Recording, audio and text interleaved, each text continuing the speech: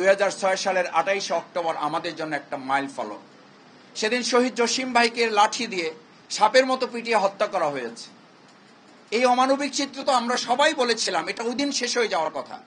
ওই দিন তো 4 দলীয় জোট ছিল।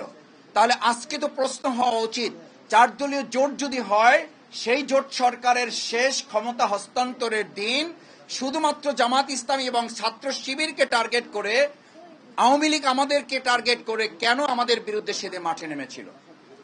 ঠিক একইভাবে আপনি দেখবেন এই আওয়ামী লীগ 2024 সালের জুলাই আগস্টে নিষিদ্ধ করার তালিকায় শুধুমাত্র জামাত ইসলামী ছাত্র শিবিরকে রেখেছিল। 2006 সালের 28 অক্টোবরও তারা জামাত ইসলামী ছাত্র শিবিরকে টার্গেট করেছে। 2024 সালের জুলাই আগস্টে শুধুমাত্র জামাত ইসলামী ছাত্র শিবিরকে টার্গেট করেছে। এর দ্বারা প্রমাণিত হয় বাংলাদেশের দেশপ্রেমিক দল হিসাবে, জনগণের সংগঠন হিসাবে জামাত ইসলামী ছাত্র শিবিরকেই শুধুমাত্র তারা শক্তিশালী প্রতিপক্ষ মনে করেছে বলেই আমাদেরকে তারা টার্গেট করেছিল। সেই জন্য আধিপত্যবাদের বিরুদ্ধে মাথা উঁচু করে দাঁড়িয়ে থাকা এই সংগঠন জামাত ইসলামী এবং ছাত্র শিবিরকে যদি শেষ করে দেওয়া যায়, তাহলে আধিপত্যবাদ এবং ফ্যাসিবাদরা মনে করে তারা তাদের মতো এই বাংলাদেশকে আবার ফ্যাসিবাদ এবং আধিপত্যবাদের দিকে নিয়ে যেতে পারবে।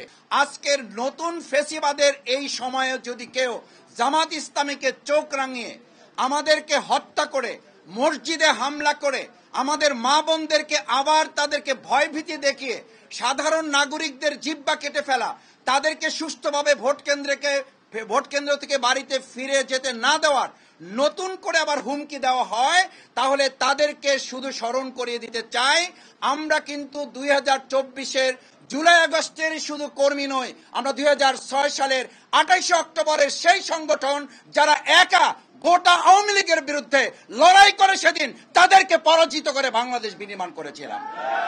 সুতরাং নিরপেক্ষতার বিচারে আগামী দিনের জাতীয় সংসদ নির্বাচনে আমরা বলবো, রাজনৈতিক দলগুলো লেভেল প্লেইং ফিল্ড তৈরি করে একটি সুষ্ঠু নিরপেক্ষ জাতীয় নির্বাচনের জন্য জুলাই সনদের ভিত্তিতে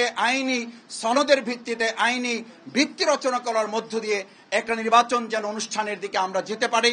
তাহলেই 2006 সালের 28 অক্টোবর যে পথ হারানো বাংলাদেশ, সেই পথ হারানো বাংলাদেশ খুঁজে পাবে নতুন পথের সন্ধান বাংলাদেশ।